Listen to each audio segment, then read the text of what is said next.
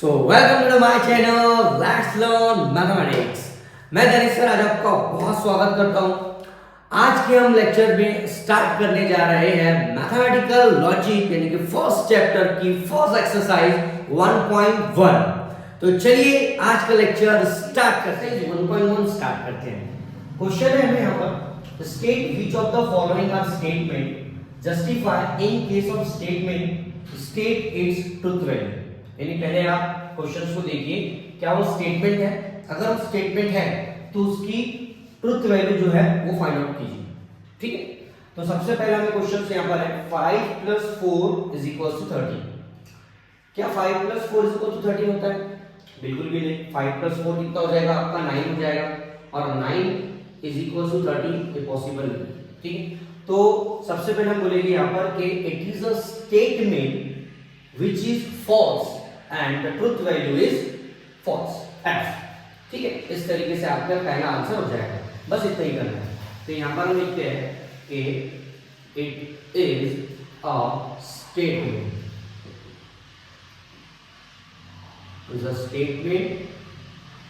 which is false। Wrong है भैया, इसलिए इसकी ट्रुथ वैल्यू क्या हो जाएगी? f हो जाएगी। Therefore, the truth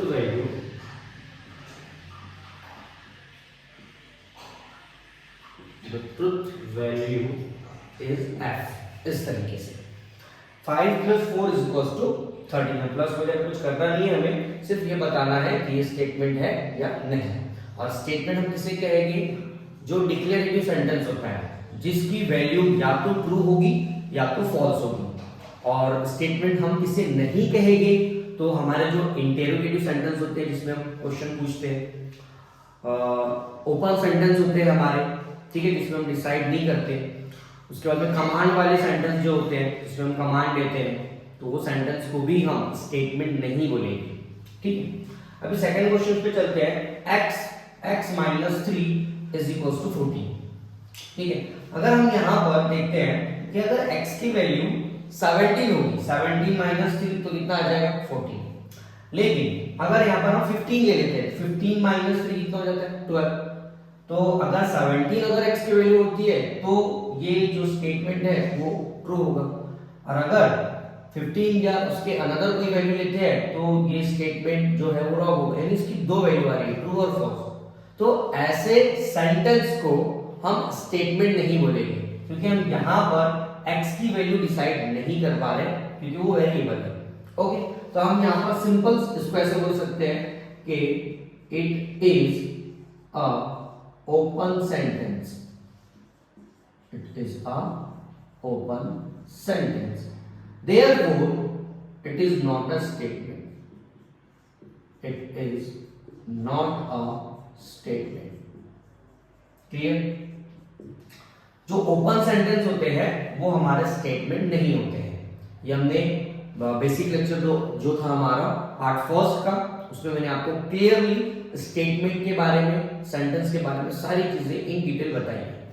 ठीक है, थर्ड क्वेश्चन पे आ जाते हैं। Close the door. यहाँ पर बोला है, यहाँ पे कमांड दी हुई है, दरवाजा बंद करो, क्लोज द डोर। तो हम यहाँ पर डायरेक्टली बोल सकते हैं it is not a statement directly. क्यों? क्योंकि इसमें कमांड दी हुई है। यहाँ पर हम ट्रू, जो इसकी ट्रुथ वैल्यू है, ट्रू हो या फॉल्स, ये डिसाइड नहीं कर रहे हैं। यहाँ पे तो कमांड दी हुई, डोर बंद करो। ठीक, तो यहाँ पर डायरेक्टली इसका आंसर लिख सकते हैं कि it is not statement. It is not statement. और ऐसा लिख सकते हैं कि भाई it is a command, so therefore it is not a statement, ऐसा लिख सकते हैं। ठीक है, एक मार्क के लिए ही आएगा आपको। यहाँ पर देखिए 0 is a complex number. Complex number आपने ये 11th स्टैंडर्ड के अंदर पढ़ा है। कॉम्प्लेक्स नंबर जो है वो आपको पता होना चाहिए। कॉम्प्लेक्स नंबर जो होते हैं आपके a + ib इस तरीके के फॉर्म में होते हैं। a जो होता है आपका रियल नंबर होता है, ib जो होता है आपका इमेजिनरी नंबर होता है। तो 0 जो है हमारा, 0 क्या वो कॉम्प्लेक्स नंबर है? तो बिल्कुल है, करेक्ट है, क्योंकि हम 0 कैसे लिख सकते हैं? 0 + 0i ऐसे बना के लिख सकते हैं। तो वो क्या होगा? आपका कॉम्प्लेक्स नंबर होगा। तो आपको सिंपल ये जो फर्स्ट वाला जो स्टेटमेंट पूरा मैंने लिख के दिया है वो यहाँ पर आपको कॉपी करना है। कि it is a statement which is true, ये फॉल्स की जगह पे क्या आ जाएगा, ट्रू आ जाएगा, क्योंकि ट्रू है। The truth value is true, क्या हो जाएगा, इसकी ट्रुथ वैल्यू क्या हो जाएगी, ट्रू हो जाएगी। ये लिख देता हूं मैं आपको यहाँ पे, ठीक है। तो ये समझ में आ गया होगा। अभी प्लीज गेट मी ब्रेकफास्ट, ठीक है, प्लीज गेट, यहाँ रिक्वेस्ट कर रहे हैं, क्या कर रहे हैं यहाँ पे, रिक्वेस्ट की जा रही है, तो प्लीज गेट मी ब्रेकफास्ट। तो यहाँ पर क्या हो जाएगा, ये कौन सा सेंटेंस है, तो इसमें भी ऑर्डर है, कमांड है, जो हम रिक्वेस्ट कर रहे हैं वो कमांड में ही आता है। तो प्लीज गेट मी ब्रेकफास्ट, जहाँ पे कमांड वाले जो सेंटेंस होते हैं तो वो स्टेटमेंट होते हैं, बिल्कुल नहीं होते, तो कौन सा सेंटेंस होते हैं, वो स्टेटमेंट होती ही नहीं, ठीक है। तो हम उनको बोल सकते हैं कि it is not a statement, it is not a statement, ठीक है। आई होप आपको समझ में आ गया। नेक्स्ट क्वेश्चन, अभी यहाँ पे नेक्स्ट क्वेश्चन देखते हैं। कॉन्ग्रुएंट ट्रायंगल्स आर सिमिलर, जो कॉन्ग्रुएंट ट्रायंगल्स होते हैं वो कैसे होते हैं, सिमिलर होते हैं। अभी कॉन्ग्रुएंट ट्रायंगल्स हम किसी कहेंगे कि सपोज दो ट्रायंगल है हमारे पास में, तो इनके जो करस्पॉन्डिंग जो साइड्स होती है, करस्पॉन्डिंग साइड जो होती है वो कैसे होती है, सिमिलर होती है, इसलिए कॉन्ग्रुएंट ट्रायंगल कैसे होते हैं, सिमिलर होते हैं। तो यहाँ पर हम बोल सकते हैं कि इट इज अ स्टेटमेंट, ये स्टेटमेंट है बिल्कुल, यहाँ पे शॉर्ट में लिख रहा हूँ, आपको पूरा लिखना है। और इसकी जो ट्रुथ वैल्यू है, has the truth value is true, truth value क्या हो जाएगी, इसकी ट्रू हो जाएगी। कि कॉन्ग्रुएंट ट्रायंगल्स कैसे होते हैं, सिमिलर होते हैं, ठीक है, वो शेप में भी साइज में। अब यहाँ पे लिखिए x² is equals to x, ये मैथमेटिकल इक्वेशन दिया हुआ है। अब इसको थोड़ा सा सॉल्व करके देख लेते हैं। क्या जो भी वैल्यू रहेगी x की, अगर उसका स्क्वायर करते हैं तो वो x की वैल्यू के इक्वल होता है। तो हम लेते हैं 1 का स्क्वायर करते हैं तो कितना आता है 1, हाँ ये राइट हो रहा है। अगर हम लेते हैं 2 का स्क्वायर करते हैं तो कितना होता है 4, तो क्या ये इक्वल हो रहा है, नहीं हो रहा है। यहाँ पर जो 2 है, अगर 2 ही यहाँ पर 2 आता तो हम बोलते हैं कि भाई राइट है। तो हम बोलेंगे यहाँ पर कि it is a statement the truth value is false, ये क्या हो जाएगा, ये फॉल्स हो जाएगा, क्योंकि ये लाइज नहीं कर रहा है। एक और एग्जांपल लिख सकते हैं इसमें कि -1 का अगर स्क्वायर करते हैं तो कितना आता है 1, यहाँ पे -1 है, यहाँ पे 1 है, यहाँ 2 है, यहाँ पे कितना 4 है, इक्वल नहीं होगा, ठीक। तो it is a statement which is false, the truth value is false, यानी कि f, ठीक है। नेक्स्ट क्वेश्चन देखते हैं। A quadratic equation can not have more than 2 roots, यानी अगर कोई एक क्वाड्रेटिक इक्वेशन है तो उसके पास में 2 से ज्यादा रूट नहीं होते, नॉट मोर देन 2, ओके। तो बिल्कुल सही बात है, आपने 10th स्टैंडर्ड के अंदर सेकंड चैप्टर जो है क्वाड्रेटिक इक्वेशन का वो पढ़ रखा है, ठीक है। क्वाड्रेटिक इक्वेशन यहाँ लिख लेते हैं x² प्लस 6x प्लस 5, ऐसी हमने एक इक्वेशन ले ली, ठीक है। यहाँ पर 5 करिए, यहाँ पर 6 करिए, इस तरीके से प्रॉपर इक्वेशन लिखते हैं x² प्लस 5x प्लस 6। तो क्या ये इक्वेशन के सिर्फ 2 ही रूट है, बिल्कुल करेक्ट है। हमने इसको सॉल्व करके भी देखा है, x की वैल्यू 2 ही आती थी, है ना। कोई भी क्वाड्रेटिक इक्वेशन क्योंकि इसके पावर में कितना है 2, तो 2 से ज्यादा x की वैल्यू नहीं निकलेगी। तो it is a statement which is true, ये क्या है, ट्रू है बिल्कुल, and the truth value is true, that is t। इस तरीके से इसका आंसर हो जाएगा। यहाँ पर नेक्स्ट क्वेश्चन में क्या बोला, do you like mathematics, yes of course, but यहाँ पर हमको आंसर बताना है, डू यू लाइक मैथमेटिक्स, यहाँ पे क्वेश्चन मार्क दिख रहा होगा। तो it is a interrogative sentence, ये क्वेश्चन पूछ रहा है, तो it is a interrogative sentence, और इंटरोगेटिव सेंटेंस हमारा स्टेटमेंट नहीं होता है, ठीक है। तो हम यहाँ बोलेंगे it is not a statement, it is not a statement, ठीक है। नेक्स्ट क्वेश्चन जो है, the sun sets in the west, बिल्कुल करेक्ट बात है। जो हमारा चंदा मामा, सूरज मामा है, वो बिल्कुल वेस्ट के अंदर ही डूबता है, तो ये भी करेक्ट सेंटेंस है। तो it is a statement which is true, the truth value is true, ये कैसे रहेगा भाई, ट्रू रहेगा, और ये स्टेटमेंट है, ठीक है। ये क्वेश्चन आपको समझ में आ गए होंगे। नेक्स्ट क्वेश्चन देखते हैं, क्वेश्चन सॉल्व कर लेते हैं। All real numbers are whole number, कि जो सारे रियल नंबर्स होते हैं वो क्या होते हैं, होल नंबर होते हैं। होल नंबर क्या होते हैं, होल नंबर जो आपको पता है जो 0 से स्टार्ट होते हैं, 0 1 2 3 इंफिनिटी, ठीक है, इंफिनिटी तक जाते हैं, ये होल नंबर्स होते हैं। रियल नंबर क्या होते हैं, रियल नंबर में सारे नंबर आ जाते हैं आपके, यानी कि रैशनल नंबर हो गए 3/2, माइनस वाले नंबर -2 -3, और इसके अंदर होल नंबर भी आ गए 0 1 2 3, नेचुरल नंबर भी आ गए 1 2 3, सारे नंबर सारे नंबरों का एक मेन जिसे हम कहेंगे वो कौन होता है, रियल नंबर। तो रियल नंबर फिर होल नंबर हुआ क्या, नहीं, ये क्या हुआ, स्टेटमेंट आपका रॉन्ग हुआ, फॉल्स है। तो it is a statement which is false, the truth value is f, ये क्या हुआ, फॉल्स है, ठीक है। सबसे पहले यहां पे लिख दो कि it is a statement, it is a statement, ठीक है, which is false, the truth value is, उसकी ट्रुथ वैल्यू जो है वो क्या हो जाएगी आपकी, फॉल्स हो जाएगी, ट्रुथ वैल्यू क्या हो जाएगी इसकी, फॉल्स।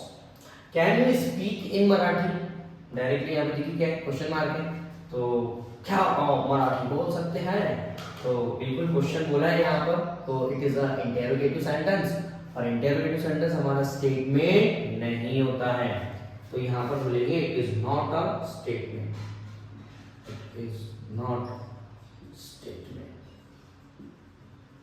ठीक है, इस तरीके से। Now next question is x² - 6x - 7 = 0, ठीक है, इक्वेशन गिवन है, क्वाड्रेटिक इक्वेशन है, और यहाँ पर x की वैल्यू में बताया गया है x = कितना है, 7। ये यहाँ पर x की जगह पर 7 रखकर देखिए आप, क्या ये इक्वेशन की वैल्यू 0 आती है, अगर 0 आ गई तो ये कैसा है, ट्रू है, 0 नहीं है फॉल्स है, ठीक है। तो यहाँ पर x की जगह रखो 7, तो 7 का स्क्वायर हो जाएगा 49 माइनस x की जगह 7, तो 6 7 जा 42 माइनस 7, ठीक है, ये 49 as it is minus minus minus plus 49 plus 7 49, 42 plus 7 49, 49 minus 49 is equals to 0, okay. तो ये क्या है, it is a statement which is true, the truth value is true, that is t, okay. ये सबसे पहले तो ये स्टेटमेंट है भैया बिल्कुल, और उसकी जो ट्रुथ वैल्यू है वो क्या है, ट्रू है, जैसे हम रिप्रेजेंट करते हैं t से। आपको प्रॉपर्ली लिखना है, जो मैंने स्टार्टिंग एग्जांपल्स में आपको सिस्टमैटिक बताया है वैसे ही प्रॉपर्ली आपका आंसर लिखना है, ठीक है। The sum of cube roots of unity is 0, cube root of unity क्या होता है, जो आपने कॉम्प्लेक्स नंबर में पढ़ा है, ठीक है। क्यूब रूट ऑफ यूनिटी होता है omega cube plus omega plus 1 is equal to क्या होता है, 0 होता है। सम बोला ना, ये देखिए प्लस है बीच में, इसी को क्यूब रूट ऑफ यूनिटी कहते हैं, और इनका सम कितना होता है, 0, तो बिल्कुल करेक्ट स्टेटमेंट है। So it is a statement which is true, the truth value is true, ठीक है, यहाँ पे कॉपी करना है एज इट रेन्स हैवीली, क्या बोला है, इट रेन्स हैवीली। अगर आपको ये चीज फेब में बोला है या जनवरी में बोला है जहाँ पे बारिश हो ही नहीं रही, तो और अगर आपको जुलाई में बोल रहा है जहाँ पे बारिश हो रही है, तो यानी इसकी ट्रू भी हो रहा है फॉल्स भी हो रहा है, तो जिसके दो वैल्यू होते हैं ट्रू और फॉल्स, हम डिसाइड नहीं कर पा रहे यार ये राइट भी होगा रॉन्ग भी होगा, तो ऐसे सेंटेंस स्टेटमेंट नहीं होते, ऐसे सेंटेंस ओपन सेंटेंस हो जाते हैं डायरेक्ट, ठीक है। तो it is not a statement, not a statement, ठीक है। तो यहाँ पर आई थिंक पूरे टोटल 15 क्वेश्चन 15 क्वेश्चन जो हमने सॉल्व कर ली है एक्सरसाइज 1.1 के क्वेश्चन नंबर 1 के। अभी नेक्स्ट क्वेश्चन की तरफ बढ़ते हैं, तो चलिए नेक्स्ट क्वेश्चन देखते हैं। नेक्स्ट क्वेश्चन क्या है हमारे पास, write the following compound statement symbolically, यानी हमको कंपाउंड स्टेटमेंट गिवन होंगे और हमको सिंबॉलिकल फॉर्म उसका लिखना है। बहुत सिंपल है।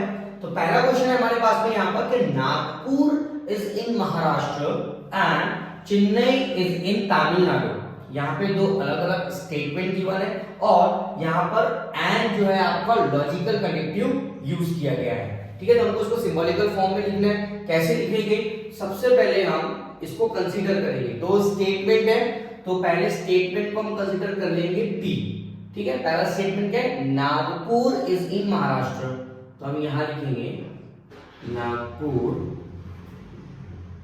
इज इन महाराष्ट्र, ठीक है, महाराष्ट्र में है। और दूसरा स्टेटमेंट यहां से लॉजिकल कनेक्टिव्स को छोड़ दीजिए, दूसरा स्टेटमेंट यहां से स्टार्ट हो रहा है, चेन्नई इज इन तमिलनाडु, ये रहेगा हमारा क्यू स्टेटमेंट। क्या रहेगा आपका, चेन्नई इज इन तमिलनाडु, ठीक है। इस तरीके से आपने दोनों स्टेटमेंट को अलग अलग कंसीडर कर लिए हैं। पी पहला स्टेटमेंट जो रहेगा उसे पी कंसीडर करेंगे, सेकंड जो स्टेटमेंट रहेगा उसे क्यू कंसीडर करेंगे, ठीक है। अब इसका सिंबॉलिकल फॉर्म लिखना है, तो यहां पर लिखेंगे हम the symbolical form,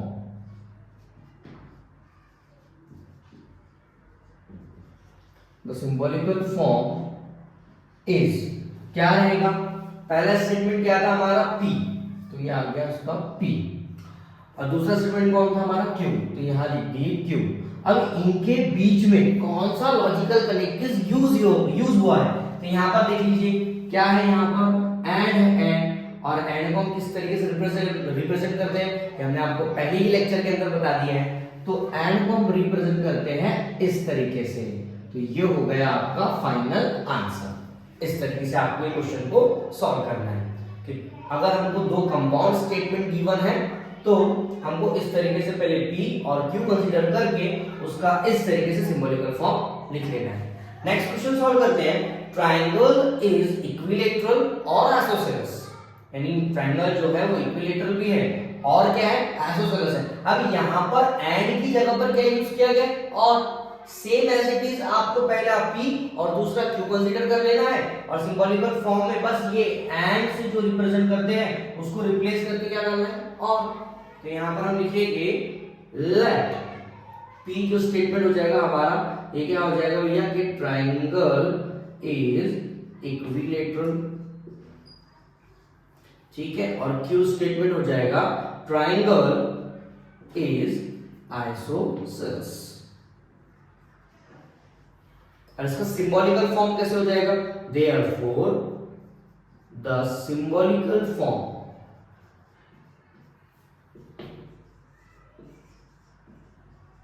the symbolical form of statement is, ऐसा लिख सकते हैं, ऑफ स्टेटमेंट इज, यहां पे क्या हो जाएगा P और Q, फिनिश। यहां पर एंड था तो एंड लिए, और यहां पर दो स्टेटमेंट के भी दो अलग अलग स्टेटमेंट कैसे कनेक्ट थे, और से तो और ले ली, ठीक है। इस तरीके से हमारे यहाँ पे दो क्वेश्चन हो गए। नेक्स्ट क्वेश्चन करते हैं, the angle is right angle if and only if it is of measure 90।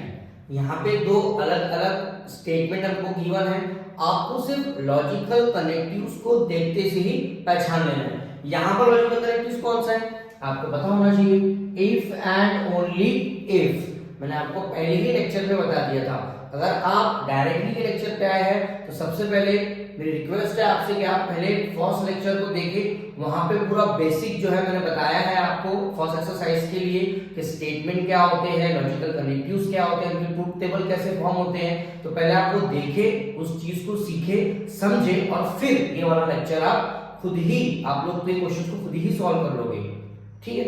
तो चलिए यहाँ पर हम ये थर्ड क्वेश्चन कर लेते हैं। यहाँ पर दो स्टेटमेंट हमको गिवन है, the angle is right angle if and only if it is of measure 90, ठीक है। तो पहले हम लेट कंसीडर करेंगे, दो स्टेटमेंट है तो पहले स्टेटमेंट को बी कंसीडर कर लेंगे। यहाँ पर आ जाएगा the angle is right angle, okay. Bore नहीं होना बच्चा पार्टी, कॉन्सेंट्रेट करिए इधर। नाउ सेकंड क्यू, क्या बोला, एंगल कैसा है, राइट एंगल ट्रायंगल है और it is of measure 90 degree. तो यहां पे लिख सकते हैं द एंगल, एंगल के बारे में ही बात हो रही थी तो एंगल ही लेंगे, the angle is of measure 90 degree, okay. अब यहां पर P स्टेटमेंट और Q स्टेटमेंट हमने अलग अलग सपोज कर लिया है। अब हमको डायरेक्टली क्या लिखना है, इसका सिंबॉलिकल फॉर्म। तो यहाँ पे हम सिंपल लिख लेंगे the symbolical form, the symbolical form of statement is, क्या आ जाएगा भाई, ये है स्टेटमेंट P और दूसरा स्टेटमेंट कौन सा है Q, और यहां पर लॉजिकल कनेक्टिव्स कौन सा यूज किया गया है, इफ एंड ओनली इफ। तो इसके लिए मैंने इसका सिंबल आपको बताया है कैसे, ये पहले जाएगा इधर और बाद में आएगा इधर, ओके, इस तरीके से एक जाएगा एरो इधर और वापस आएगा एरो इधर, तो ये हो जाएगा इसका सिंबॉलिकल फॉर्म। ठीक है, अभी नेक्स्ट क्वेश्चन पे चलते हैं। Angle is neither acute nor obtuse. और ये बाबा यहां पर तो हमको कोई लॉजिकल कनेक्टिव्स गिवन ही नहीं है, लेकिन लेकिन लेकिन यहां पर हमको कुछ तो भी यूज किया है। आपने इंग्लिश ग्रामर के अंदर not only but also neither not इस तरीके का देखा होगा। तो हमारा जो सेंटेंस है जो कनेक्टेड है वो इससे है, नाइदर और नॉर से। तो अगर ऐसे टाइप के क्वेश्चन आ जाते हैं तो कैसे करना है, ठीक है, तो ऐसे क्वेश्चन को आपको ध्यान में रखना है बिल्कुल। तो यहाँ पर हम सेम ऐसे करना है हमको, पहला स्टेटमेंट को कंसीडर कर लेंगे P, तो वो हो जाएगा आपका एंगल इज एक्यूट। अरे सर आपने तो नाइदर यूज ही नहीं किया, एंगल इज नाइदर एक्यूट। नहीं नहीं नहीं, यहां पर हमको एक बात का ध्यान रखना है कि जब भी हमारे स्टेटमेंट के अंदर अगर नॉट आता है, निगेशन आता है, तो हम जब उसको कंसीडर कर रहे हैं P और Q, तो वहां पर हमें नॉट नहीं लिखना है, वहां पे हमें नॉट का यूज करना ही नहीं है बिल्कुल। ठीक है, तो क्या करेंगे यहाँ पे, एंगल इज एक्यूट। और दूसरा स्टेटमेंट क्या हो जाएगा आपका, एंगल जो है हमारा, एंगल क्या बोलेंगे, एंगल इज ऑब्ट्यूज। हालांकि यहां पर तो नहीं कहा था कि भाई वो एक्यूट भी नहीं है और ऑब्ट्यूज भी नहीं है, बट यहां पर हमको कंसीडर इस तरीके से करना है कि angle is acute, angle is obtuse. ठीक है, अब इसका सिंबॉलिकल फॉर्म देखिए आप, बहुत ही इंपॉर्टेंट है। ठीक है, तो यहां पे लिखते हैं the symbolical form, the symbolical form of statement is. अब इसका सिंबॉलिकल फॉर्म क्या होगा, पहले ही स्टेटमेंट जो था हमारा P, इसके अंदर काय का यूज किया गया था, नाइदर का। नाइदर का मतलब क्या होता है, नहीं, यानी कि नॉट। ठीक है, तो नॉट के लिए भी मैंने आपको सिंबॉलिकल फॉर्म बताया है। तो पहला स्टेटमेंट है हमारा P और इसमें क्या का यूज किया गया, निगेशन का, तो यहां आ जाएगा इस तरीके से निगेशन। ओके, दूसरा स्टेटमेंट कौन है, Q, वहां पर भी क्या बोला है कि एंगल नॉर ऑब्ट्यूज, यहां पर भी नहीं, यानी कि नॉट का यूज किया है। तो Q भी जो स्टेटमेंट रहेगा हमारा, ये कैसा रहेगा, नॉट में रहेगा, निगेशन में रहेगा। ठीक है, अब यहाँ पे कोई लॉजिकल कनेक्टिव्स यूज किया गया, आपको दिख रहा है क्या, एंड में, और में, इफ में, या इफ एंड ओनली इफ में से कोई है क्या, नहीं है। तो हमको यहाँ पर सिंपली डायरेक्टली क्या ले लेना है, एंड ले लेना है।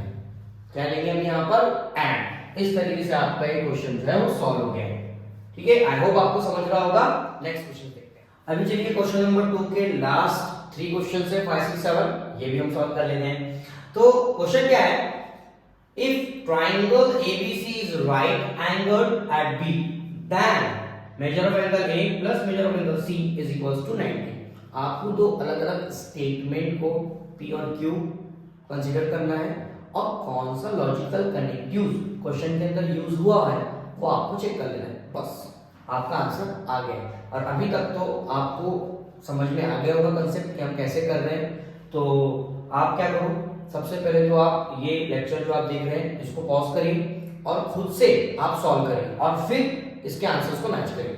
ठीक है, तो यहां पर कैसा है कि if triangle ABC is right angle triangle, तो सबसे पहले हम क्या करेंगे, लेट करके कंसीडर कर लेंगे। P एक स्टेटमेंट रहेगा यहां से कि if triangle ABC is a right angle triangle, तो यहां से आएगा कि triangle ABC is right angle triangle है B। उसके बाद में Q जो रहेगा आपका दूसरा स्टेटमेंट रहेगा, वो रहेगा यहां से, क्योंकि यहां पर आप देख लीजिए इफ और देन, इफ देन का यूज किया गया है जो कि हमारा लॉजिकल कनेक्टिव्स है, तीसरा वाला जिसे हम इंप्लीकेशन कहते हैं। ठीक है, और दूसरा स्टेटमेंट रहेगा हमारा ऐसे, measure of angle A plus measure of angle C is equals to 90। और इसका सिंबॉलिकल फॉर्म कैसे आ जाएगा, P इंप्लाइज Q, क्योंकि किसका यूज किया गया है, इफ देन का, है ना, इंप्लाइज कर रहा है, पी से किसके तरफ जा रहा है, क्यू की तरफ। ठीक है, तो इस तरीके से आपका ये आंसर हो जाएगा, आपको प्रॉपर्ली लिखना है। अब यहाँ पर Hima Das wins gold medal if and only if she run fast. अब ये इफ एंड ओनली फॉलो तो अभी किया हमने, ये आपको आ जाएगा बिल्कुल। दो स्टेटमेंट कंसीडर करना है, पी और दूसरा कौन सा, क्यू, और आपका जो लॉजिकल कनेक्टिव्स है कौन सा यूज किया गया, इफ एंड ओनली, यानी इसका सिंबॉलिकल फॉर्म कैसे आ जाएगा, पी डबल इंप्लाइज क्यू। इस तरीके से इधर भी जाएगा इधर भी। हाँ, तो क्वेश्चन नंबर 7 पे आए थे, x is not irrational number but is a square of an integer. यहां पर लॉजिकल कनेक्टिव जो है if then, if and only if, and या और, इनमें से यूज नहीं किया गया है, यहां पर यूज किया गया है ऑन, बट, लेकिन, है ना। तो ये बट जो है ये एज अ एंड ही यूज होता है। ठीक है, तो डरने वाली बात नहीं है, बिल्कुल सिंपल सा क्वेश्चन है। x इज नॉट इररेशनल, तो सबसे पहले आप लेट करके कंसीडर कर लोगे p के जो x है वो इररेशनल नंबर है, क्योंकि मैंने आपको पहले ही बताया कि नॉट अगर स्टेटमेंट में आता है तो जब हम उसको कंसीडर करते हैं तो वहां पर नॉट का यूज नहीं करना है। ठीक है, x is irrational number, okay.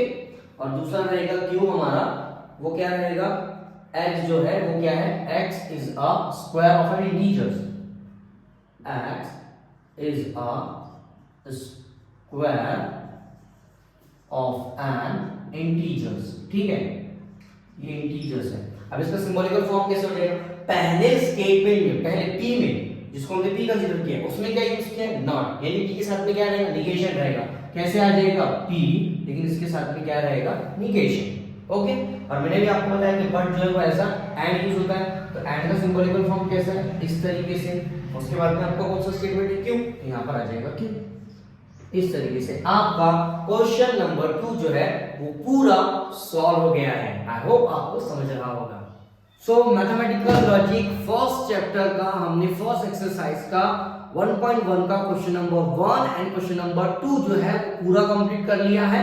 I hope कि आपको पूरा 1.1 एंड पूरा 1.1 के अंदर जो हमने क्वेश्चन नंबर फर्स्ट और क्वेश्चन नंबर 2 जो किया है वो आपको समझा होगा। अगर सबसे पहले तो आप जो बेसिक कंसेप्ट है उसको समझिए, यानी हमारा जो फर्स्ट लेक्चर है उसको देखिए, ताकि आपके बेसिक कंसेप्ट जो है रिगार्डिंग टू स्टेटमेंट और लॉजिकल कनेक्टिव्स ये आपको क्लियरली समझ में आ जाएगी।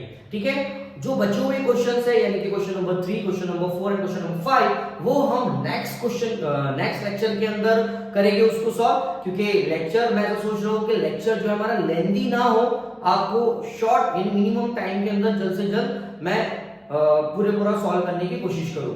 ठीक है, तो बड़ी मेहनत लगती है एक एक क्वेश्चंस को लिखकर उसको वापस से रफ करके वापस से उसको लिखना और फिर उसके आंसर्स निकालना और आपको समझाना, बड़ी मेहनत लगती है वीडियो बनाने के लिए। तो आई होप कि आपको समझ रहा होगा मैथमेटिक्स। तो हमारे चैनल को ज्यादा से ज्यादा शेयर कीजिए, सब्सक्राइब कीजिए और एक लाइक तो बनता है बॉस। तो मिलते हैं नेक्स्ट लेक्चर में।